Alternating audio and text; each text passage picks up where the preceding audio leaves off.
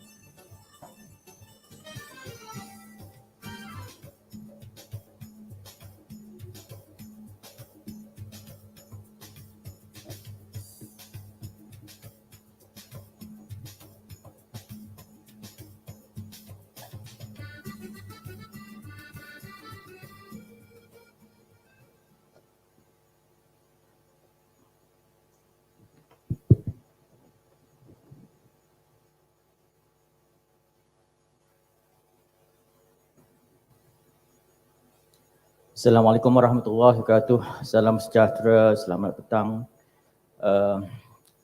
Yang berhormat Datuk Seri Saifuddin Abdullah, Menteri Luar Malaysia, Profesor Datuk Seri Awang Sarian, Pengarah ATMA dan juga Datuk Pengarah Dewan Bahasa dan Pustaka. Kita berada sekarang di dalam sidang yang kelima dalam bahasa Melayu sebagai bahasa diplomasi. Jika sebelum ini, semenjak pagi tadi, kita membicarakan tentang bahasa Melayu sebagai bahasa ilmu, ekonomi, kita dari segi perdagangan dan sebagainya. Pada petang ini, sesi yang kedua terakhir pada petang ini, kita membicarakan bahasa Melayu sebagai alat komunikasi yang praktik, yang digunakan menjadi amalan di dalam hubungan diplomasi di antara negara-negara. Saya rasa gerakan terhadap penggunaan bahasa Melayu sebagai bahasa antarabangsa dan bahasa diplomasi ini telah banyak diperjuangkan. Seperti yang dikata, kalau kita lihat, Perdana Menteri telah memulakan langkah yang agak berani menyeru bahawa ASEAN menggunakan bahasa Melayu sebagai salah satu daripada bahasa utama di dalam hubungan diplomasi negara ASEAN, walaupun terdapat beberapa apa yang dikatakan sebagai tentangan daripada negara jiran kerana melihat bahasa Indonesia itu adalah lebih dominan. Tapi seperti yang kita tahu bahawa bahasa Melayu, bahasa Indonesia, tidak kiralah bahasa Indonesia ke bahasa Malaysia ke, adalah akar umbinya adalah bahasa Melayu. So saya memikirkan bahawa dengan adanya komitmen daripada kerajaan, saya amat mengalu-alukan satu proses di mana bahasa Melayu itu patut dijadikan satu bahasa lingua franca. Seperti mana yang telah kita lakukan sewaktu waktu kejayaan kerajaan Melaka dahulu, di mana bahasa Melayu adalah bahasa lingua franca yang digunakan sebagai bahasa diplomasi. Even nak cakap bahasa Melayu, cakap bahasa Inggeris pula kan. Kita patut berbicara dalam bahasa Melayu sepenuhnya. Hingga kan kerajaan China pada itu Empire China pada ketika itu menggunakan bahasa Melayu untuk berkomunikasi dengan kerajaan Melaka.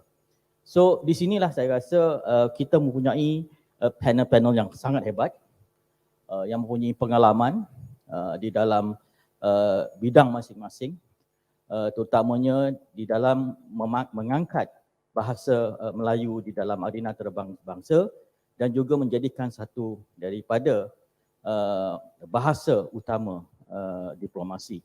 So saya rasa gerakan-gerakan untuk memertabatkan bahasa Melayu ke bahasa yang lebih tinggi di peringkat antarabangsa bukan sahaja di peringkat serantau, kita harus juga memperjuangkannya di peringkat antarabangsa. Mana tahu ya bahasa Melayu itu boleh digunakan sebagai bahasa rasmi di dalam pertubuhan bangsa-bangsa bersatu. Untuk itu saya mempunyai 4 pakar bidang yang datang daripada berbagai latar belakang. Pertama saya ingin perkenalkan panel kita yang pertama, iaitu yang berbahagia Datuk Iskandar bin Sarudin. Datuk ni dia malu sikit untuk memperkenalkan dia punya biodata. So saya terpaksa Google Datuk punya biodata. Ya, Datuk Iskandar ini sebenarnya bermula berkhidmat di Wisma Putra pada tahun 1979. So orang yang agak lama di dalam bidang diplomasi di Malaysia ini. Beliau pernah berkhidmat sebagai misi tetap Malaysia di New York sebagai diplomat muda. Dan pada tahun 2000 beliau merupakan Pesuruhjaya Tinggi Malaysia ke Sri Lanka dan Maldives, dan jawatan terakhir beliau, kemudian beliau adalah Duta Besar Malaysia ke Filipina mulai tahun 2004, dan jawatan terakhir beliau adalah merupakan Duta Besar Malaysia ke China yang beliau pegang pada tahun 2010. Selepas bersara, Datuk Iskandar telah dilantik memegang beberapa jawatan di dalam dalam syarikat-syarikat swasta, dan beliau juga adalah ahli jawatan kuasa audit Perbadanan Perwira Harta Malaysia yang dimiliki oleh Lembaga Tabung Haji Tentera.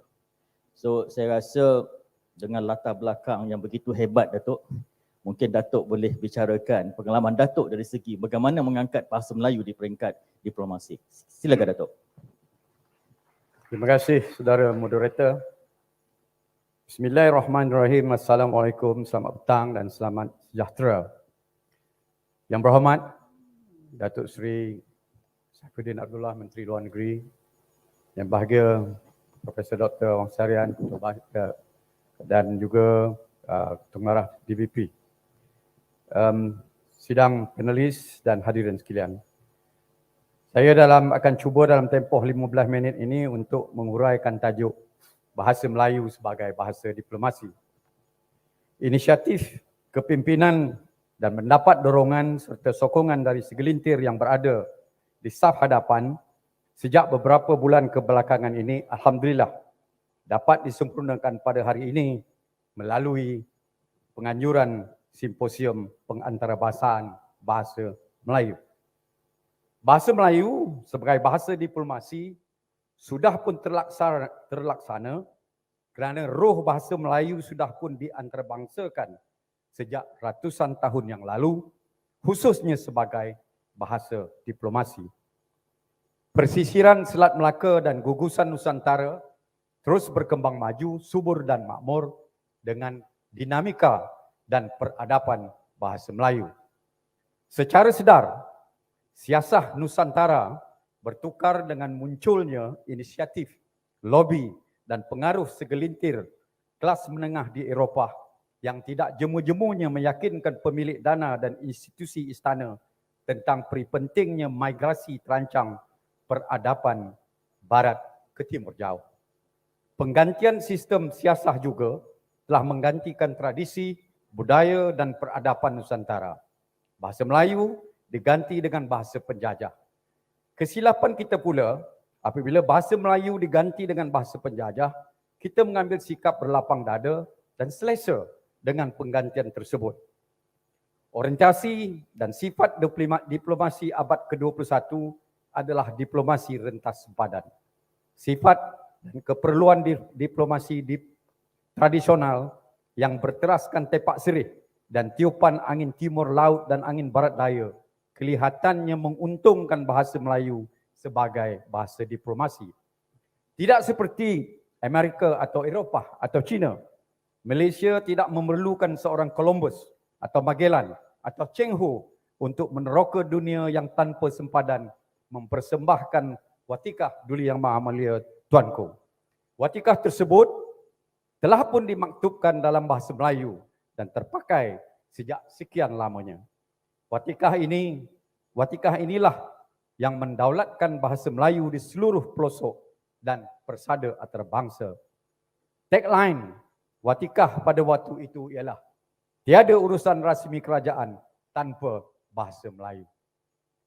Untuk mengantarabangsakan bahasa Melayu sama ada bagi tujuan diplomasi atau lebih luas dari itu, kita boleh mengguna pakai kaedah sedia ada yang diguna pakai oleh semua negara dalam usaha mengantarabangsakan bahasa ibunda masing-masing. Secara universal, kaedah sedia ada adalah dianggap tahan uji, di mana setiap lapisan penjawat awam dan pemimpin politik wajib menggunakan bahasa ibunda masing-masing dalam setiap urusan rasmi kerajaan. Ini berlaku di negara China, hampir semua di negara Amerika Selatan, Jepun, Korea, Indonesia, Rusia, Perancis, Spanyol dan banyak negara-negara yang selesa menggunakan bahasa ibunda masing-masing. Situasi dan senario yang wujud adalah keberkesanan amalan diplomasi dan interaksi serta komunikasi diungkapkan melalui pengantara khidmat penterjemah. Kaedah ini sangat berkesan dan selesa. Hanya sejak kebelakangan ini, Malaysia menggunakan kaedah ini. Jika Malaysia memilih kaedah sedia ada yang dipraktikkan oleh hampir seluruh negara, maka tidak timbul isu kemahiran berbahasa atau berkomunikasi maupun berinteraksi kerana medium penterjemah wujud di sepanjang interaksi tersebut. Matlamat dan objektif simposium ini adalah jauh lebih daripada itu. Apakah ada pilihan lain bagi mencapai matlamat yang sama dalam usaha mengantarabangsakan bahasa Melayu? Pengembaraan bahasa Melayu yang sudah berada di puncak Gunung Everest dan Antartika dan dibajai oleh tahap keyakinan yang ada pada buat bahasa ini mendorong supaya Malaysia mengambil inisiatif yang lebih berani dan drastik. Malaysia di dalam hal ini Wisma Putra berada di tahap yang selesa untuk bertindak sebagai pelopor mengantarabangsakan bahasa Melayu secara bilateral di setiap ruang, peluang dan kesempatan yang ada, termasuk apabila berinteraksi dengan negara-negara yang sememangnya memahami dan tidak mempunyai masalah untuk menceriakan situasi perbincangan. Kita sudah pun melakukannya sejak ratusan tahun dahulu dan masih melakukannya terutama apabila berinteraksi dengan negara-negara jiran. Yang amat berhormat Perdana Menteri telah pun melaksanakannya. Tonggak kekuatan diplomasi adalah bahasa. Semua jalur ke arah mewujudkan kesejagatan tidak dapat lari dari satu punca yang sama, iaitu bahasa. Malaysia dalam hal ini memerlukan masa yang panjang. Malaysia di dalam hal ini tidak memerlukan masa yang panjang atau kerenah birokrasi untuk merentas ranjau amalan diplomasi di peringkat antarabangsa. Rasanya hampir mustahil bahasa menjadi alasan atau punca kepada menjarakkan hubungan diplomatik. Malah bahasalah yang membawa semua pihak yang bertelingkah ke meja rundingan. Sebagai bekas pengamal diplomasi selama puluhan tahun, melalui penjelajahan saya hampir seluruh pelosok dunia, saya kagum dengan keupayaan penjawat awam Malaysia dan sektor korporat kita yang menjuarai bahasa yang bukan bahasa ibunda setiap kali mempertahankan kepentingan Malaysia, khususnya jaluran dua hala atau bilateral. Jaluran pelbagai hala atau multilateral sama ada di peringkat serantau atau antarabangsa hampir secara automatik berpaksikan bahasa rasmi pertubuhan bangsa-bangsa bersatu. Apakah sebenarnya yang ingin kita tonjolkan di mata pengamal diplomasi antarabangsa? Kebijaksanaan atau bahasa? Saya pasti kita bersependapat bahawa bahasalah yang menguasai kebijaksanaan atau kemajuan serta ilmu. Maka isunya hanyalah tertumpu kepada penguasaan sesuatu bahasa jika penguasaan bahasa ibunda di tahap yang baik atau terbaik, apa sahaja pencerahan yang diperlukan boleh diperincikan dan dimuktamadkan dengan sebaik-baiknya. Malaysia mempunyai banyak pilihan untuk menjayakan inisiatif mengantarakan bahasa Melayu. Saya berpendapat semua penjawat awam, sama ada sektor dalam maupun luar negeri dan ahli politik Malaysia bersedia dan berupaya melaksanakan inisiatif ini. Kefasihan dan penguasaan bahasa Melayu di segenap lapisan dan grade penjawat awam bukanlah isu besar ataupun alasan. Cabaran yang lebih besar ialah sama ada oral ataupun pertuturan pengamal diplomasi memerlukan penterjemah yang profesional untuk melengkapkan tugas dan inisiatif ini. Adalah tidak wajar menyerahkan mandat dan tugas serta tanggungjawab yang berat ini kepada penjawat awam yang bukan dalam senarai dan dalam bidang tugasnya. Seseorang penjawat awam memerlukan penterjemah jika inisiatif ini hendak dilaksanakan. Tangani isu penterjemah ini terlebih dahulu. Inisiatif besar ini mesti dilengkapkan dengan memperkasakan dasar kerajaan. Kerajaan mesti bersedia menubuhkan sebuah agensi kerajaan yang baru. Dewan Bahasa dan Pustaka dalam apa jua bentuk yang kita cuba lakukan belum mempunyai keupayaan yang sepenuhnya untuk melaksanakan inisiatif ini. Tiada jalan lain. Agensi ini mestilah setaraf dengan agensi atau kementerian yang bersumber tenaga manusia dan keuangan sama seperti sebuah kementerian. Ketua jabatannya mestilah mempunyai grade jawatan yang sesuai. Adalah mengesabah bila mana kerajaan dan agensi menjadi pemegang taruh utama atau stakeholder serta memegang peranan sebagai jurumudi kepada inisiatif track 1 atau landasan pertama ini. Jurumudi bagi track 2 atau landasan kedua pula dikemudikan oleh organisasi bukan kerajaan, syarikat berkaitan kerajaan, media arus perdana, sektor swasta, terutamanya korporat dan individu walaupun mempunyai kekangan dan keupayaan yang terbatas. Gandingan dan yang sistematik antara track 1 dan track 2 ini bagaimanapun memerlukan koordinasi yang mantap. Akhirnya, apa sahaja pakatan yang bakal disahihkan melalui Cok Mohor Simposium kita selama 3 hari ini, ia tidak akan berganjak tanpa keseragaman pemikiran. Meskipun sebesar zarah ruang yang dapat dibuka, namun ianya masih menampung cahaya kejayaan. Malaysia sudah bersedia untuk menghayun langkah ke hadapan bersama bahasa Melayu dan Putrajaya telah pun melangkah maju ke hadapan. Terima kasih. Terima kasih Datuk. Agak menarik apa yang dicadangkan oleh Datuk tadi, bahawa apa yang cuba digarapkan ialah apabila kita membicarakan, memperkasakan bahasa Melayu di peringkat antarabangsa dan diplomasi itu, ialah dari segi ia patutnya bermula dari dalam. Ya, dari segi kekuatan pegawai-pegawai yang sedia ada, dari segi perubahan yakin seperti mana diplomat-diplomat Cina menggunakan bahasa Mandarin sebagai bahasa diplomasi bahasa mereka. So itu adalah satu kesediaan di peringkat dalaman yang harus bersedia di dalam mengangkat bahasa itu sendiri. Dan ini saya teringat apa yang dikatakan oleh Profesor Emeritus Dr. Dik Safiah pagi tadi, ialah tentang jati diri, ya, tentang bangga kepada bahasa tersebut, yakin menggunakan bahasa itu. Dan apabila yakin itu adalah dari segi kita mempunyai apa dikatakan sebagai satu kefasihan yang nyata. Masalahnya kadang-kadang kita ni tidak fasih berbahasa Melayu dan tidak yakin untuk menggunakan bahasa Melayu kita sendiri. So I think untuk komentar yang selanjutnya, saya ingin mempersilakan Datuk Zainal Abidin, Datuk Wira Borhan, orang kuat Gapena, yang merupakan Ketua Eksekutif Yayasan Karyawan dan sekarang adalah Ketua Gabungan Penulis-Penulis Nasional Malaysia. Silakan Datuk.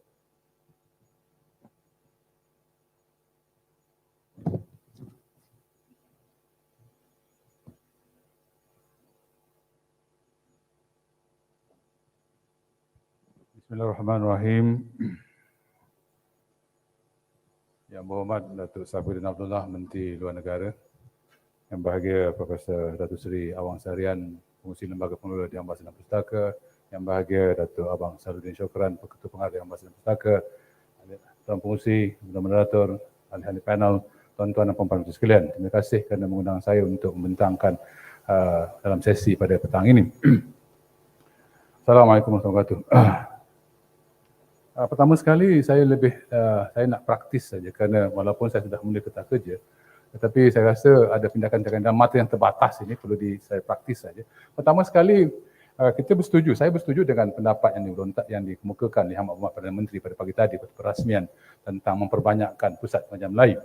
Setakat ini di Ohio, di Leiden dan sebagainya ada. Profesor Awang pernah di Beijing, di Beijing Foreign Studies satu masa dahulu. Dan ini diperluaskan. Namun di Malaysia ada pendapat yang mengatakan bahawa konsep pengajian Melayu itu amat terbatas. Sedangkan kalau kita membaca literatur atau tulisan-tulisan terawal telah mentarifkan pengajian Melayu itu bukan sekadar Melayu di Malaysia, tapi Melayu dalam kerangka selantau dan kerangka yang lebih luas. Dan kita sokong kalau diperbanyakkan. Tapi tugas pemegang kursi berkenaan bukan sahaja melihat dari segi daya keintelektualannya, daya keprofesionalan, daya akademiknya, tapi bagaimana memperluaskan dalam kerangka pusat pengajian itu sesuatu maudhu yang lebih besar, satu maudhu yang bukan sahaja berhubungan dengan bidang kepakaran pemegang kursi itu, tapi juga satu maudhu yang juga dibawa sekarang itu tentang bahasa Melayu. Maka perlu digandingkan pemegang kursi berkenaan dengan guru bahasa. Guru bahasa Melayu itu supaya tugas guru bahasa berkenaan berterusan. Pemegang kursi datang dan pergi. Dan itu pun juga kedudukan pemegang kursi juga perlu diperbaiki kerana dari pengalaman saya sebab menjadi pengarah Akademi Pengajian Melayu pada beberapa tahun yang lalu sebelum saya bersara, ada masalah pemegang kursi khususnya yang berlaku pada pengalaman Profesor Awang. Gaji tak berjalan. Allowance YTL yang diberikan oleh YTL sebagai penaja kepada kursi pengajian Melayu di Beijing itu sebanyak $1,000 saja. Itu tak cukup. Lalu kedudukan beliau sebagai seorang tokoh akademik yang penting dalam negara itu dan negara kita untuk mewakili negara kita dalam sebagai pemegang kursi, hendaklah jaga juga kebajikannya. Kadang-kadang susah nak bergerak. Itu satu. Nah, sebaliknya dilengkapkan kedudukan pusat pengajian itu dengan guru bahasa. Dan itu perlu dilakukan oleh Kementerian Pendidikan dan juga Pengajian Tinggi bagaimana nak selaraskan guru bahasa ini. Banyak, kita ada Institut Bahasa Melayu. Di IPG Bahasa Melayu boleh mendidik itu. Tetapi janganlah terlampau fokus kepada linguis, tapi bagaimana berkomunikasi, mendidik di tempat-tempat berkenaan, bagaimana berkomunikasi dengan baik dalam bahasa Melayu. Itu satu. Dan juga perlu insaf dari pengalaman Gapena, kita bergerak di seluruh daerah diaspora Melayu. Kita ada, kalau di Thailand, di bawah Profesor Madya Ustaz Ismail Capakia, ada Universitas Patani, tapi kita juga perlu salut kepada negara jiran Indonesia yang menitipkan guru-guru bahasa di beberapa universiti di Selatan Thai dan malah memberikan beasiswa kepada para pelajar di Selatan Thai untuk belajar di Universitas Muhammadiyah. Beratus beasiswa yang saya dapat fahamkan. Lalu tindakan kita sebagai pemerintah Malaysia yang peka kepada bahasa Melayu tidak dilakukan. Tidak dapat membaca pergerakan jiran kita yang lebih mendepani kita. Kita perlu membaca ini. Maka Kementerian Luar perlu bijaksana dalam hal-hal ini. Membaca apa yang dilakukan oleh jiran-jiran dan membaca apa yang dilakukan oleh orang-orang lain. Dalam kerangka hendak mematikan peranan bahasa Melayu di peringkat antarabangsa. Nah, ini pernah dimatikan dengan PPSI, dengan DLP. Dia pernah mematikan semangat dan jiwa itu. Sehingga selama 20 tahun kita terbudaya dengan bahasa Inggris. Kita hilang jati diri, kita hilang akar umbi. Nah, ini perlu dilakukan supaya kita berusaha mendekati sepupu poyang kita, sepupu-sepupu kita di Selatan Thai, juga di Bangkok, di Chiang Mai, di beberapa bandar kecil di Thailand, mendekati sepupu poyang kita di Filipina yang tak semestinya fasih berbahasa dalam kerangka kita. Walaupun bahasa Samal, bahasa Tausuk, bahasa Bajau Laut itu sama pada varian bahasa Melayu, tapi kita mahu mereka diberikan latihan, maka di konsulat Malaysia di Davao perlu lengkapkan guru bahasa, dapat melebar luaskan. Kami pernah ke Davao dan bertemu dengan beberapa buah sekolah agama di Davao, di Mindanao, dan mereka memerlukan bahasa Melayu untuk diajar kepada mereka. Dan tetapi Kapena tak mampu, Kapena tidak punya modal besar untuk melebar luaskan bahasa Melayu. Ini tugas kerajaan dan wajib pada saya suatu jihad yang dilakukan oleh pemerintah Malaysia dan juga institusi kerajaan melebar luaskan bahasa Melayu di peringkat di selantau. Dan begitu juga kita ada diaspora Melayu di Sri Lanka, kita ada diaspora Melayu di Madagaskar dan juga diaspora Melayu di Afrika Selatan. Yang juga perlukan guru bahasa. Supaya mereka yang telah terputus bahasa Melayu itu dapat dibantu. Wah, ini macam debat juga, ada loceng ya. Saya tahu loceng waktu pukul 6 petang di gereja. tak apa. Terganggu, tengah steam tu, sedap juga. Dan kita juga perlu memikirkan tentang diaspora Melayu di Selatan Afrika, di Afrika Selatan, di Madagaskar dan Sri Lanka. Bagaimana kita dapat membantu memulihkan kembali semangat dan jiwa mereka untuk mencintai kembali bahasa yang sudah hilang itu. Mencintai kembali bahasa nenek moyang mereka. Mereka ada perantau-perantau yang dibawa oleh Belanda, perantau-perantau yang dibawa oleh British dan letakkan di tempat-tempat berkenaan. Begitu wajar membantu mereka. Suku di Madagaskar, kelompok Mairina adalah orang-orang Mayan yang keluar pada sebelum abad Masih, keluar daripada hulu sungai apa lupa dah. Di sana yang terdapat di Banjar itu dengan Barito keluar dan bergerak menuju ke Madagaskar, merentasi lautan India. Nah, ini perlu dibantu, pulihkan kembali semangat mereka, pugarkan kembali keyakinan mereka. Maka kita ada duta-duta yang tidak langsung berperanan untuk menyebarluaskan bahasa mereka. Di samping kita berikan beasiswa kepada mereka, pada anak-anak mereka untuk datang ke tempat kita. Kita ada IPG bahasa Melayu, kita ada IPG bahasa antarabangsa, kita ada universiti dan kita ada fakulti bahasa dan linguistik yang perlu berperanan untuk menyebarluaskan bahasa mereka kepada anak-anak ini. Dan perlu modal. Saya setuju kalau ada Kementerian Khas dan agensi khas ini dan diberikan modal, diberikan dana supaya mereka dapat peranan untuk satu tugas, satu jihad besar menyebarluaskan fitrah bangsa Melayu itu, iaitu bahasa Melayunya di peringkat antarabangsa. Dan akhir sekali, kita juga perlu memikirkan tentang bagaimana kita, Kementerian Luar, kita ada ataci pendidikan, tapi tak tahulah, saya minta maaf, saya tak pernah jadi ataci pendidikan, tapi tengah kabarnya ke balik Mesir, minta maaf, Datuk, saya minta maaf. Itu yang kita nampak. Tetapi apakah tugas ataci pendidikan? Saya tak pasti. Tapi ia perlu juga dilengkapkan dengan guru-guru bahasa.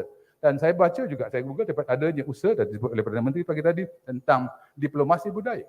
Dan bahasa Melayu adalah satu kaedah bagaimana diplomasi budaya dapat berperanan. Tetapi budaya yang bagaimana?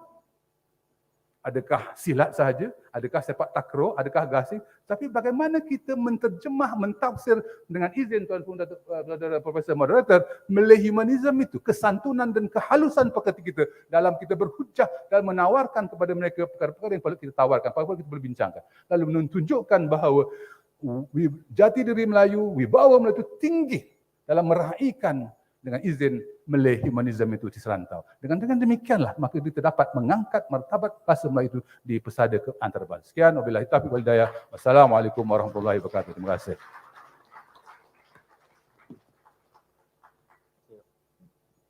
Okey, terima kasih Datuk Zainal Abidin Borhan.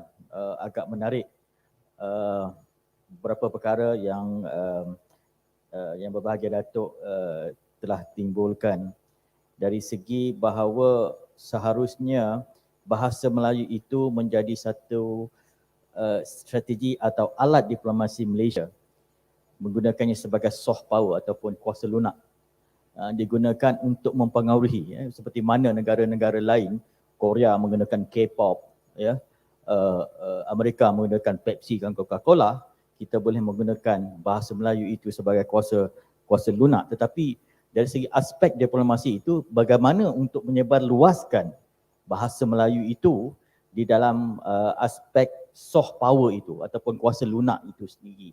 So Datuk telah mempercadangkan dari segi mempertikatkan lagi kursi-kursi yang sedia ada, dari segi bahawa kursi-kursi bahasa Melayu yang kita perkenalkan ini perlu diteruskan.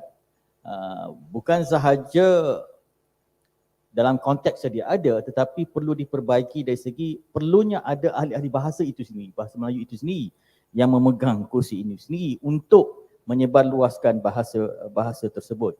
Dan juga peranan yang dimainkan oleh ataci pendidikan di dua negara. So bagaimana peranan mereka itu boleh digunakan untuk menyebarkan ataupun mempopularkan bahasa Melayu itu di persada antarabangsa. Benar itu, dari segi aspek itu, bagaimana bahasa Melayu patut digunakan. Panel kita seterusnya, saya kenal beliau tapi dia tak kenal saya. Sebab beliau ni sering ke UKM sekian lama daripada semenjak saya menyertai UKM pada awal tahun 1990-an. Beliau ada di Atma pada ketika itu. Kemudian saya meninggalkan UKM untuk 10 tahun dan kembali ke UKM pada tahun ini. Saya lihat Profesor Dr. James T. Collins ni masih ada di UKM. So agak menarik Profesor James. So Profesor James T. Collins ni, dia sekali lagi baru dilantik menjadi Profesor Tersohor di Universiti Kebangsaan Malaysia pada tahun ini. Bidang kepakaran beliau adalah warisan budaya Maluku, pengajian dialek Melayu di Asia Negara dan bahasa-bahasa minoriti Borneo Barat. Beliau telah dianugerahkan gelaran Profesor Emeritus pada tahun 2013 oleh Universiti Illinois Utara, Amerika Syarikat. Beliau merupakan tokoh yang banyak menyumbang dalam pendokumentasian dan pengembangan bidang bahasa yang sangat dikenali di Malaysia dan di luar negara. Banyak buku-buku beliau telah diterbitkan oleh UKM juga. Beliau turut menerima pengiktirafan dan anugerah atas sumbangan yang jasa beliau di peringkat kebangsaan dan antarabangsa. So sebagai orang yang di luar daripada Malaysia tetapi cuba mempromosi dan mempertabatkan bahasa Melayu itu sendiri, agak menarik untuk kita kenali pendapat beliau dari segi bagaimanakah peranan bahasa Melayu itu di peringkat diplomasi, bagaimana cara kita harus mempertingkatkan bahasa Melayu itu di arena antarabangsa. Silakan Profesor Dr. James T. Collins.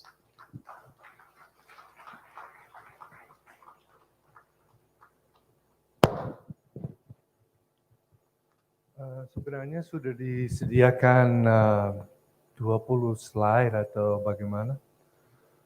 Tapi sebenarnya saya merasa seperti apa istilahnya rusa masuk kampung. Karena makalah yang saya disuruh tulis tidak ada kait-mengait sentral dengan diplomasi.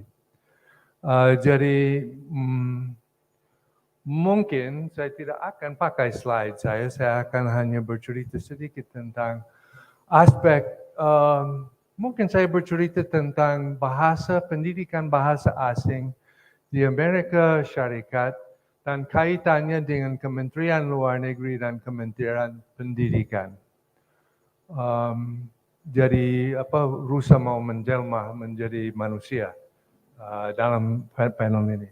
Jadi mungkin tak perlu pakai slide saya penuh dengan sejarah, surat diplomasi dari abad ke-16, perjanjian yang berhentikan perang dalam bahasa Melayu antara orang Makassar dan orang Belanda. Slide-nya sangat menarik tetapi mungkin sudah tidak kena pada pertemuan kita sekarang ini. Waktu saya mengajar di University of Hawaii, lebih kurang 10-11 tahun, pernah saya terima mahasiswa dari University of Ohio yang ambil BA di sana, kemudian mau lanjut MA di University of Hawaii, minta saya mengajarkan bahasa Melayu kepadanya. Karena di University of Ohio yang memang punya kursi untuk pengajian, untuk seorang profesor yang datang dari Malaysia, tak pernah mengajar bahasa Melayu setahu saya di sana. Berpuluh-ribu buku dihadiahkan oleh kerajaan Malaysia pada perpustakaan Ohio, entah siapa yang pakai, ya kan? Jadi saya mungkin tidak terlalu setuju dengan memperkuat lagi kedudukan kursi di luar negeri. Karena orang itu sementara dan biasanya tidak terlibat sebenarnya dengan mahasiswa kecuali sekali-sekali berikan syarahan dan sebagainya. Itu pengalaman di Amerika. Memang lebih baik, saya setuju, membiayai guru bahasa, membiayai orang dari luar negeri datang ke Malaysia untuk belajar bahasa Melayu. Satu aspek dalam paper yang tidak akan saya sampaikan di sini adalah konsep kosmopolis. Jadi mulai dengan kosmopolis Sanskrit. Jadi bahasa Sanskrit menjadi penting di seluruh Asia Selatan dan Asia Tenggara justru karena budaya dan perdagangan. Budaya dan perdagangan. Jadi kita harus lihat bahasa Melayu dalam konteks kosmopolis, satu package yang besar. Dan begitu juga bahasa Melayu menjadi bahasa antarabangsa untuk diplomasi selama abad ke-16, 17, 18, 19 masuk ke abad ke-20 justru karena satu package perdagangan dan budaya. Jadi kembali kepada Kementerian Luar Negeri dan Kementerian Pendidikan. Waktu saya buka program bahasa Melayu di Northern Illinois University, Northern Illinois University menarik karena di sana mereka mula-mula mendidik Peace Corps Amerika, program luar Kementerian Luar Negeri di Amerika. Mereka mendidik Peace Corps untuk datang ke Malaysia. Jadi sudah dari tahun awal 60-an ada pendidikan bahasa Melayu di Northern Illinois University. Kemudian pada tahun 70-an program itu pindah ke tempat lain, latihannya diadakan di Malaysia. Program itu tutup dan orang malah tidak ingat lagi program itu. Jadi pada tahun 2009 saya buka program bahasa Melayu di Northern Illinois University. Karena saya minta saya calonkan mahasiswa yang ingin belajar bahasa Melayu untuk mendapat dana dari Kementerian Pendidikan Amerika untuk belajar bahasa Melayu. Dan juga ada program dengan dana dari Kementerian Luar Negeri yang membawa malah murid sekolah menengah dari semua negara ASEAN ke Amerika dan itu di bawah pentadbiran Northern Illinois University. Jadi melalui kerjasama itu kami juga mengadakan program bahasa Melayu sebagai satu bidang tetap dalam kurikulum di sana. Kami dapat dana lagi dari Kementerian Pendidikan untuk membuat kamus bahasa Melayu Inggris online selama 3 tahun. Kami dapat dana lagi dari Kementerian Pendidikan Luar Negeri Amerika untuk membawa mahasiswa yang belajar bahasa Melayu mengikuti program bahasa Melayu di Malaysia selama 2 bulan.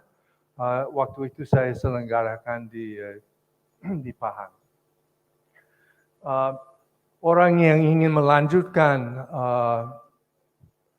pengetahuannya tentang Malaysia dan bahasa Melayu justru boleh mohon dana lagi dari Kementerian Pendidikan Luar Negeri Amerika. Oke, Amerika yang membiayai pengantarabangsa bahasa Melayu, bukan Kementerian Luar Negeri atau Kementerian Pendidikan Malaysia.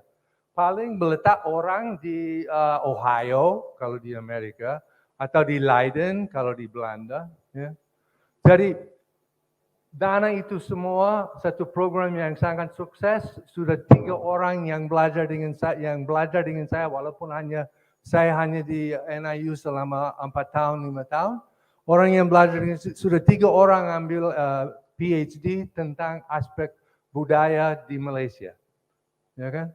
Tapi itu semua dana dari Kementerian Luar Negeri Amerika, Kementerian Pendidikan di Amerika, bukan dengan dana dari Malaysia. Saya sangat setuju kerajaan Malaysia yang harus keluarkan dana melalui kementerian yang sesuai untuk menyediakan beasiswa untuk mahasiswa yang mau belajar bahasa Melayu. Tidak seharusnya di Amerika memilih negara yang lebih kecil. Banyak negara di Afrika yang pasti akan mau datang ke sini untuk belajar bahasa Melayu. Saya sendiri menunggu bus di Kajang itu jumpalah orang dari Burkina Faso dan sebagainya yang datang belajar di sini. Pasti, kami berbahasa Melayu dengan orang Burkina Faso. So, artinya waktu memang sangat terbatas, sudah juga petang, orang juga sudah letih agaknya. Tapi artinya tidak perlu saya uraikan surat-surat diplomasi abad-abad yang lalu, cuma akan saya sebut kerajaan Malaysia kalau ingin betul-betul melanjutkan atau maksud saya mengembangkan pengantarabangsa bahasa Melayu itu bukan melalui setiap tahun ada simposium besar-besar dan sebagainya. Yang lebih penting lagi ada program yang mantap dari berbagai bidang, dari berbagai kementerian untuk memajukan dan menarik orang untuk belajar bahasa Melayu di luar negeri dan mungkin belajar di Malaysia kemudian atau buat penelitian di Malaysia itu Itu caranya di Amerika. Saya sendiri waktu buat penelitian di Indonesia untuk S3 saya, dananya semua dari Kementerian Pendidikan di Amerika. Jadi mungkin saya minta maaf, saya tidak ada bahan yang boleh saya baca dengan cara yang sangat cepat seperti beberapa orang peserta lagi di sini. Saya hanya ingin merespon, membalas, mengangkat baliklah cerita tadi itu. Saya lihat ada wakil negeri Belanda di sini, dan dia boleh beritahukan bahwa semua buku yang dihadiahkan pada KITLV di Leiden sudah diserahkan pada perpustakaan dan tidak ada ruang baca Malaysia lagi.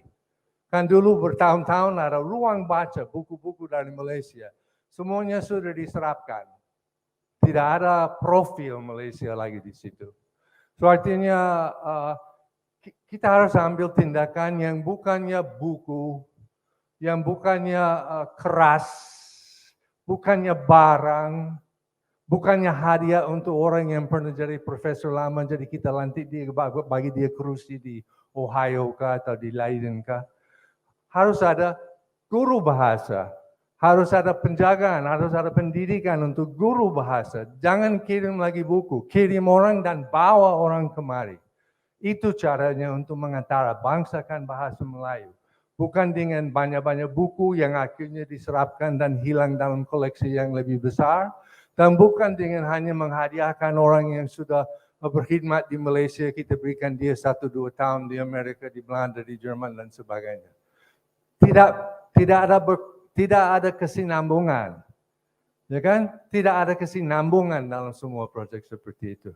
So mungkin lebih baik saya tidak sambung lagi, karena sudah habis waktu kah? Terima kasih.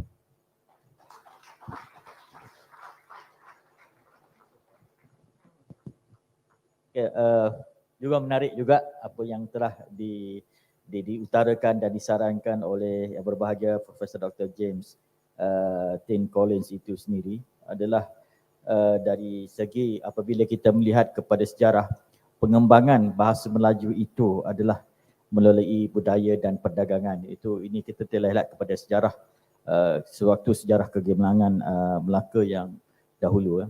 Dan juga agak menarik beliau menyatakan bahawa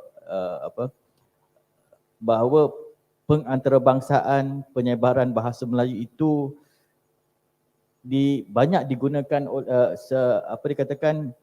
telah digunakan oleh Amerika Syarikat untuk sebenarnya peranan Amerika Syarikat sewaktu beliau berdasarkan pengalaman beliau itu adalah besar di dalam mengantarabangsakan bahasa Melayu dengan menyediakan dana dan beasiswa, dan agak kurang datangnya daripada Malaysia itu sendiri. So mungkin kita boleh memikirkan bahawa sudah tiba masanya negara kita, kerajaan kita memperbanyakkan dana-dana ataupun akses untuk pengembangan dan pengantaraan bangsa Melayu itu supaya bahasa Melayu itu boleh jadikan salah satu daripada bahasa diplomasi yang utama. Dan agak menarik juga Prof mengatakan bahawa kita perlu memantapkan program-program yang sedia ada dan bukan yang berbentuk seremonial. Kita perlu menghantar dikatakan orang itu, bukannya menghantar buku, kerana orang itu adalah sebahagian daripada alat diplomasi untuk mengembangkan pakar-pakar, maksudnya orang-orang itu adalah pakar-pakar bahasa Melayu, guru-guru bahasa yang boleh jadikan dikatakan medium diplomasi antara Malaysia dengan negara-negara luar. Terima kasih Prof Dr. James Tin Collins di atas saranan dan juga ide-ide yang diutarakan. Panel kita yang terakhir adalah daripada negara jiran kita sendiri. Profesor Mahathir Dr. Ismail Lufti Japakia. Yang berbahagia Prof adalah Rektor Universiti Fatoni. Saya pernah ke sana sekali. Beliau juga dilantik ke beberapa jawatan penting seperti pengurusi jawatan kuasa penasihat Yayasan Kebajikan Islam untuk Pendidikan Tinggi Thailand Selatan, ahli jawatan kuasa Majlis Tertinggi Liga Dunia Islam, wakil Kementerian Awqaf dan Hal Ehwal Islam Kuwait dan Thailand, dan pengurusi Yayasan Kebajikan Madinah As-Salam dan pengurusi bersama agama untuk keamanan bagi Majlis Kepelbagaian Agama Thailand, IRC Thailand. So tadi pun ada juga disentuh tentang bagaimana kita bantu mantapkan memperbanyakkan dana kepada saudara-saudara kita di Thailand, ya, di Filipina, supaya mereka ini, bangsa-bangsa Melayu di rantau ini, di Nusantara ini, tidak hilang kemahiran mereka dalam berbahasa Melayu itu sendiri. Mungkin Prof Ustaz boleh membicarakan lebih lanjut tentang pengalaman di Thailand itu sendiri. Silakan Prof.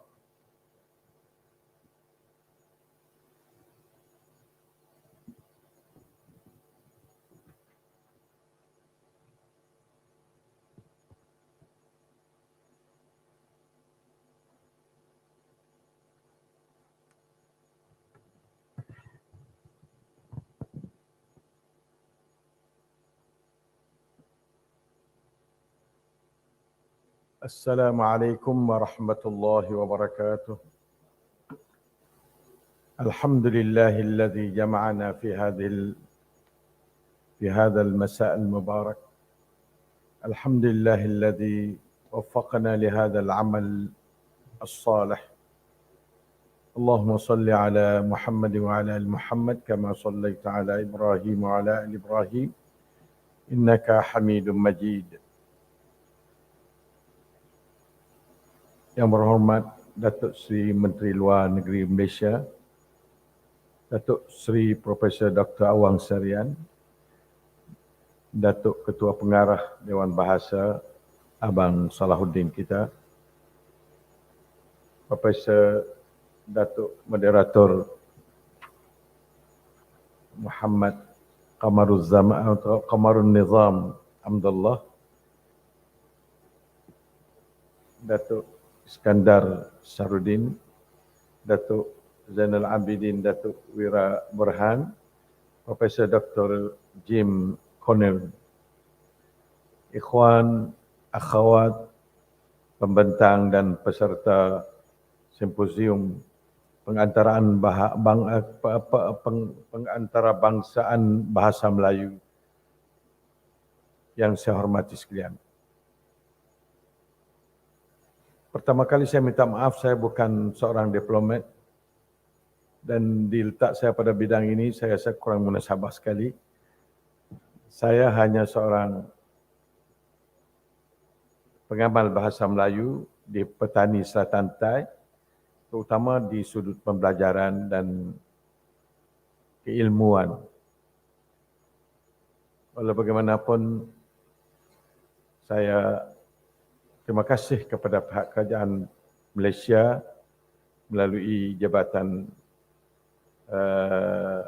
Dewan Bahasa dan Pustaka yang sudi membuka peluang kepada kami dari Thailand Selatan khususnya untuk sama-sama datang ke persidangan pengantara bangsaan bahasa Melayu yang cukup berarti pada hari ini, terutama apabila kita dengar ucapan pembukaan dari yang amat berhormat Datuk Seri Perdana Menteri tadi. Masya Allah, tabarakallah, sangat kembang hati kita, suka hati kita atas dasar kerajaan Malaysia yang agak benar dan memberi manfaat kepada umat Islam khususnya di rantau ASEAN ini, di mana kami di Thailand suka juga memberi makluman mengenai dengan peluang memajukan bahasa Melayu dan mempertahankan tulisan atau aksa Jawi di Thailand, di mana sudah tentu tulisan Jawi merupakan tulisan asli bagi generasi kita, walaupun bermula sejak lebih dari 700 tahun. Aksa Jawi ini dalam bahasa Melayu. Tetapi sekarang sudah tak banyak lagi tinggal bahasa yang bertulisan Jawi kecuali di negara-negara yang mundur bahasa Melayu seperti Petani dan kawasan-kawasan yang lain. Manakala kawasan negara yang sudah maju, sudah habis gunanya bahasa Jawi atau Aksa Jawi yang asalnya terguna sejak ratusan tahun sebelum ini. Alhamdulillah,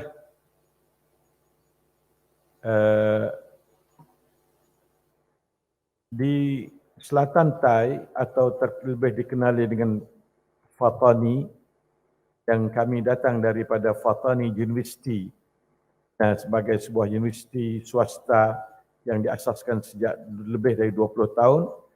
Alhamdulillah dapat menyertai dalam simposium kali ini. Alhamdulillah, di mana kedudukan bahasa Melayu di sana dalam huruf Jawi yang masih lagi segar hari ini di sana, walaupun sudah ramai pada para pensyarah-pensyarah atau guru yang dapat pada pengajian daripada Malaysia, Indonesia membawa Aksa Rumi kepada tempat kami. Alhamdulillah, kita tetap dengan mempertahankan kejawian Melayu kita. Terima kasih kepada datuk moyang kita dulu, para pejuang sebelum ini, pejuang Islam khususnya, yang mana dia mendatangkan Aksa Jawi dalam menuturi dan menulis Melayu di rantau Asia Tenggara umumnya atau Nusantara. Jadi kami di Selatan Thai yang terkenal dengan Petani 4 wilayah, masih lagi kita guna bahasa Melayu dan Aksa Jawi, walaupun bercampuran dengan Aksa Rumi dan dikekangkan oleh bahasa-bahasa yang bukan bahasa Melayu, sama ada Thai dan Inggeris di kawasan kami.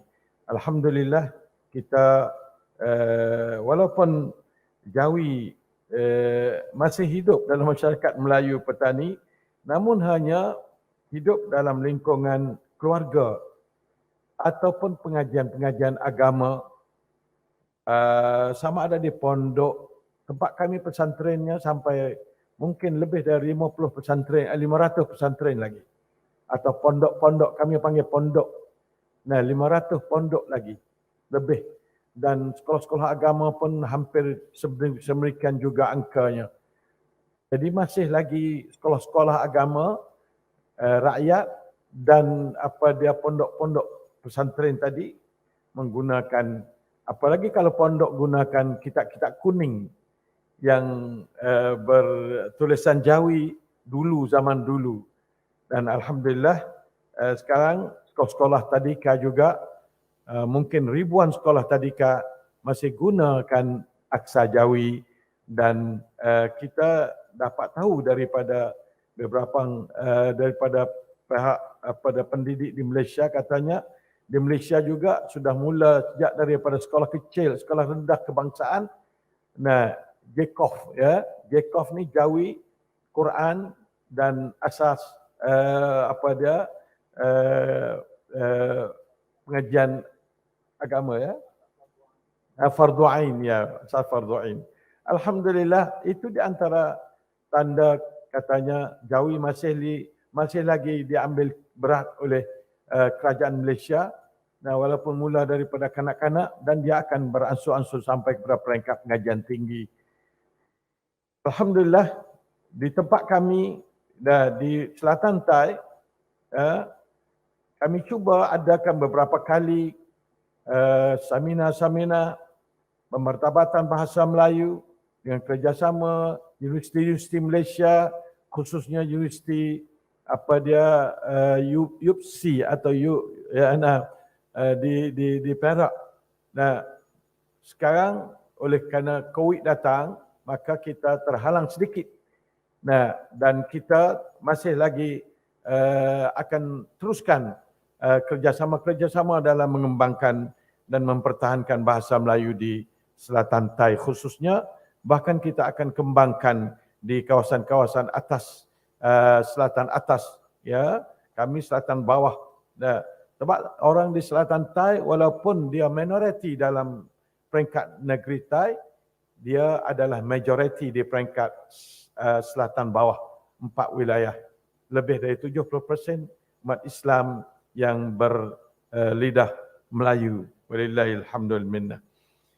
Dan dengan itu kita dapati bahawasanya di sana bidang-bidang pendidikan khususnya masih lagi tetap, bahkan ekonomi peniaga-peniaga Cina juga masih gunakan aksa Jawi di kedai-kedai mereka, papan-papan elan atau papan-papan isyarat mereka itu semuanya masih lagi guna. Dan begitu juga bahagian sosial pendidikan itu memang jelas sekali. Saya sendiri pernah ikuti dalam mengembangkan bahasa Melayu sejak tahun 1968 lagi. 1968 orang petani sudah mula mengambil alih. Kalau dulu dia pakai buku-buku Jawi daripada Malaysia, Singapura, belakang sejak tahun 1966 dia buat buku sendiri. Saya sendiri di antara penulis buku. Walaupun saya bukan pelajar bahasa Melayu dan bukan saya ahli bahasa Melayu, tetapi oleh kerana waktu itu tertekan, maka saya terpaksa membuat buku-buku seperti perintis bahasa, perintis bacaan dan tunas bahasa yang menjadikan asas-asas bahasa Melayu di rantau Asia, rantau Selatan Thai. Buku-buku agama, buku-buku sejarah guna bahasa Melayu, dan sampai hari ini buku-buku saya yang lebih dari 50 tahun dulu masih lagi dicetak dan digunakan sebagai buku teks di sekolah-sekolah agama dan sekolah-sekolah tadika dan di sampai ke peringkat menengah dan sebagainya. Alhamdulillah, saya yakin dengan adanya simposium kali ini kita dapat menambah, kuatkan lagi usaha kita ke arah kita mengembang dan memperkasakan juga mempertahankan bahasa Melayu di celah-celah kekangan bahasa-bahasa yang lain bersama-sama di kawasan kami.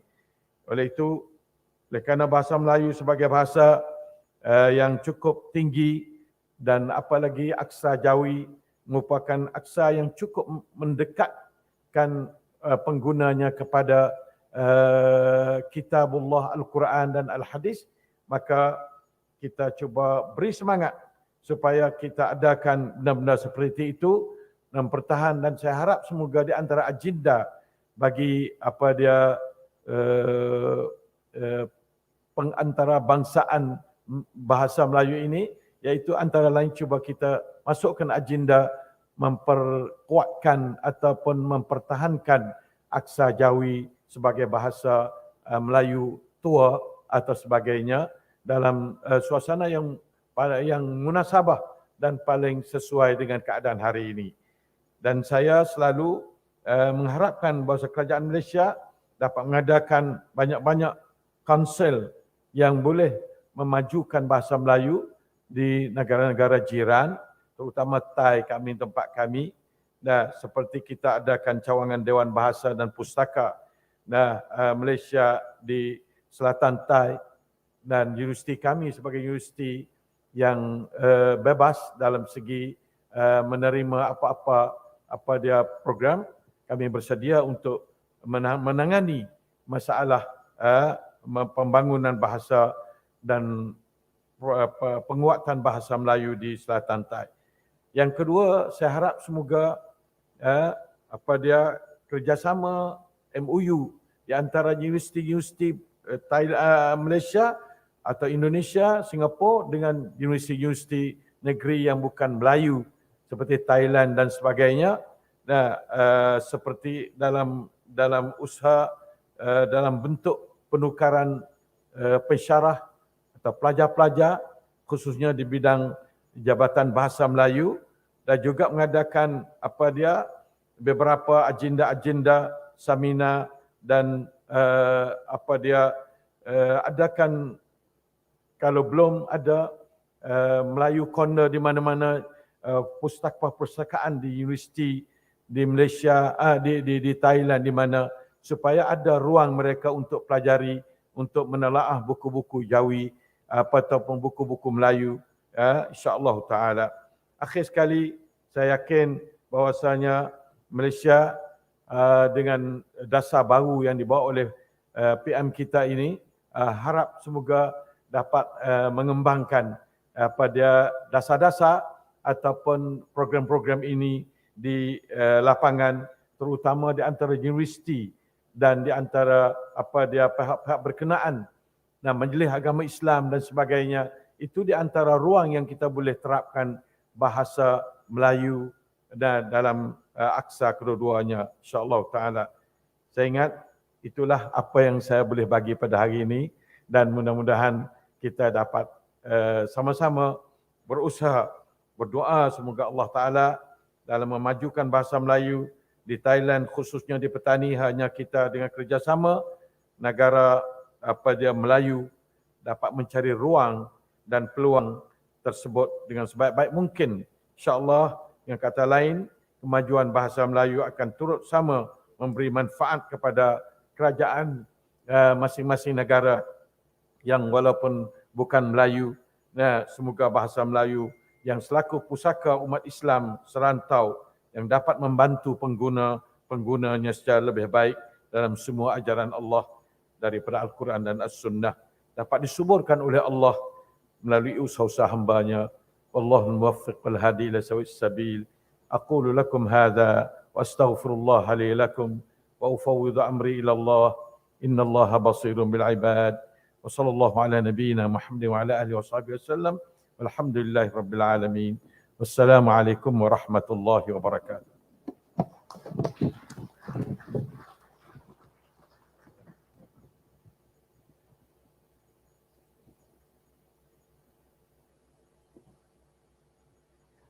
Terima kasih yang berbahagia Prof. Mahdi Dr. Ismail Lutfi, Rektor Universiti Patani Selatan Thailand, yang mana saya rasa saya agak kagum di mana masyarakat Patani dan para ilmuwan di Patani masih lagi mengekalkan warisan bahasa Melayu aksa Jawi, dan salah satu daripada contoh bagaimana masyarakat Melayu di rantau ini yang cuba mempertahankan penjawian bahasa Melayu itu sendiri. Sesuatu saya rasa yang Malaysia agak hilang dalam tempoh 20 tahun, dan kita memperkenalkan semula penjawian bahasa Melayu ini melalui JKAF dan sebagainya. Saya ingat 40 tahun yang lalu, kira-kira bila bahasa Melayu, pengajian subjek bahasa Melayu tu mesti ada tulisan Jawi dan sebagainya. So saya mengharapkan bahawa Selatan Thailand terus mempertahankan penjawian bahasa Melayu itu sendiri. Dan saya rasa Prof. Dr. Ismail juga mengharapkan bahawa dengan terbukanya sempadan akibat daripada COVID dahulu, usaha-usaha patut dipertingkatkan lagi di dalam mengantarabangsakan bahasa Melayu di rantau ini, yang beliau mengharapkan Malaysia menerojui pengantarabangsakan bahasa Melayu ini, yang mana Malaysia harus mengagihkan kepakaran-pakaran yang sedia ada di negara-negara jiran seperti Thai, Kemboja dan juga Filipina. Tetapi saya rasa bukan saja di negara jiran tetapi juga di peringkat antarabangsa, di mana masyarakat Melayu itu masih wujud seperti di Afrika Selatan. Beliau juga mencadangkan dari segi MOU perlu dipertingkatkan untuk mempergiatkan aktiviti-aktiviti pengajian bahasa Melayu itu sendiri di antara universiti-universiti di Malaysia dan juga di Selatan Thailand. Dan dia mengharapkan bahawa dasar baru yang diutarakan oleh Yang Berhormat Perdana Menteri Malaysia dapat menyebarluaskan lagi ke antarbangsaan bahasa Melayu itu di peringkat rantau kita ini. Saya rasa agak menarik dari segi idea-idea yang dikeluarkan oleh para panel kita yang daripada berbagai bidang. Saya sendiri sebenarnya adalah daripada bidang antarabangsa dan pengajian diplomasi. Itu sebab saya diminta untuk mempengerusikan panel ini. Ya memang dari segi aspek diplomasi penulisan itu agak kurang dalam bahasa Melayu. Ya, even di peringkat universiti itu sendiri, tapi adalah beberapa karya saya yang saya cuba untuk menulis dalam bahasa Melayu dengan bantuan rakan-rakan yang lain, kerana saya rasa para penuntut di Malaysia ini mereka dahagakan satu penulisan bahasa Melayu dalam pengajian antarabangsa, hubungan antarabangsa dan juga diplomasi, kerana penulisan, jika kita membaca penulisan dalam bahasa Inggeris, dia akan memberi satu perspektif barat, bukannya perspektif watan. So itu yang penting. So apabila kita menulis dalam bahasa Melayu, kita akan memberi satu perspektif watan bagaimana kita memahami hubungan antarabangsa itu sendiri. So bagi saya sudah tiba masanya penerbit universiti dan juga mungkin Dewan Bahasa dan Pustaka. Saya pernah cuba nak terbitkan Dewan Bahasa Pustaka diplomasi dulu, tapi tidak dapat diterbitkan kerana beberapa hal lain. Tetapi bagi saya sudah tiba masanya bahawa apabila kita menulis bahasa Melayu, bukan sahaja bahasa itu sendiri, tetapi ia melambangkan pemikiran dan juga peradaban bangsa itu sendiri. Jadi mana mereka melihat hubungan antarabangsa ataupun politik antarabangsa itu sendiri dari perspektif pada perspektif kita. So tidak semestinya kita menggunakan bahasa Melayu itu sebagai langkah yang terkebelakang. Ya, kerana bahasa Melayu itu dulu adalah juga simbol kepada peradaban serantau dan antarabangsa. So saya rasa setakat ini saja. Ini merupakan sesi terakhir untuk petang ini sebelum kita sambung ke petang yang lain, malam ini. So sidang 5 ini saya ingin mengucapkan berbanyak terima kasih kepada Datuk Iskandar Sarudin, yang berbahagia Datuk Zainal Abidin, Datuk Wira Burhan, yang berbahagia Profesor Dr. James T. Collins dan juga Profesor Madya Dr. Ismail Lutfi Japakia daripada Thailand. Saya juga ingin mengucapkan terima kasih kepada Yang Berhormat Datuk Seri Saifuddin Abdullah, Menteri Luar Malaysia, kerana sudi datang untuk mendengar sesi ini. Profesor Datuk Seri Dr. Awang Sarian, Pengarah Atma dan Datuk Pengarah DBP Datuk Abang Salhuddin. Terima kasih dan saya serahkan kepada Sekretariat untuk acara selanjutnya. Alhamdulillah. Assalamualaikum warahmatullahi taala wabarakatuh. Saudara pengacara majlis, Profesor Awang Sarian, Datuk Abang Salhuddin, guru saya Profesor Zainal Abidin Burhan, ahli panel dan tuan-tuan dan puan-puan. Kalau saudara melihat saya membawa kertas ini bukanlah kerana saya bersedia untuk menyampaikan sepatah dua kata. Ini adalah nota saya, nota kerja saya. Dan saya mengambil nota pada mana-mana masa yang sesuai dan penting. Baru sebentar tadi saya diminta untuk naik ke pentas. Saya ucapkan terima kasih atas kesempatan ini dan saya mengucapkan setinggi-tinggi tahniah kerana simposium ini dapat diadakan. Saya juga mengucapkan setinggi-tinggi terima kasih kepada semua pembentang yang telah memberikan pandangan-pandangan yang bernas khusus dalam soal memartabatkan bahasa Melayu sebagai bahasa diplomasi. Secara kebetulannya, apabila saya datang kembali ke Kementerian Luar, bagi kali yang kedua ini saya telah mengajak teman-teman di Kementerian Luar untuk berfikir secara lebih serius soal diplomasi bahasa dan kebudayaan.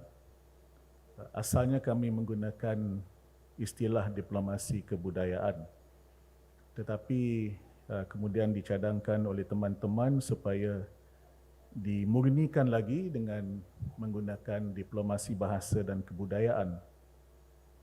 Itu menjadi satu daripada fokus baru di Kementerian Luar. Dan kerangka itu dilancarkan oleh Yang Amat Berhormat Perdana Menteri. Di samping diplomasi bahasa dan kebudayaan ada beberapa fokus yang lain, tapi kerangka itu dilancarkan oleh Yang Amat Berhormat Perdana Menteri tak lama dahulu. Dan kami sangat bernasib baik. Dia menteri ni, tuan-tuan dan puan-puan, cakaplah macam mana pun kalau ketua utama tak mendokongnya, kertas dasar itu akan tinggal. Semua tahu hal ini. Dan apabila Perdana Menteri cukup berminat dan beliau menerima kedatangan beberapa orang tokoh bahasa dan kebudayaan, memberikan pandangan, lalu beliau memulakan langkah menggunakan bahasa Melayu dalam beberapa siri pertemuan antarabangsa yang beliau hadir dan mula bercerita dan memberi nasihat tentang penggunaan bahasa. Ini sedikit sebanyak memudahkan tugas kami di Kementerian Luar. Merujuk beberapa cadangan oleh teman-teman ahli panel sebentar tadi, perkara ini memang sedang kami garap, namun kami masih bertatih. Misalnya, kita akan mulakan kursus bagi penterjemah dan jurubahasa dalam masa terdekat. Kita ada sejumlah penutur bahasa-bahasa asing di kalangan pegawai-pegawai yang mereka ini memang penguasaannya cukup baik, namun penterjemahan dan jurubahasa itu kemahirannya lain lagi. Jadi harus disesuaikan penguasaan bahasa asing yang baik dengan teknik dan kemahiran penterjemahan. Saya nostalgia sikit sebab ini antara dewan tempat saya ikut kelas diploma terjemahan dan Profesor Awang antara guru saya. Terdekat ialah dua perkara. Pertama ialah penerbitan buku istilah diplomasi dalam bahasa Melayu yang diusahakan oleh pihak Dewan Bahasa dan Pustaka dan IDFR, akan diterbitkan dalam masa terdekat. Terima kasih kepada Dewan Bahasa.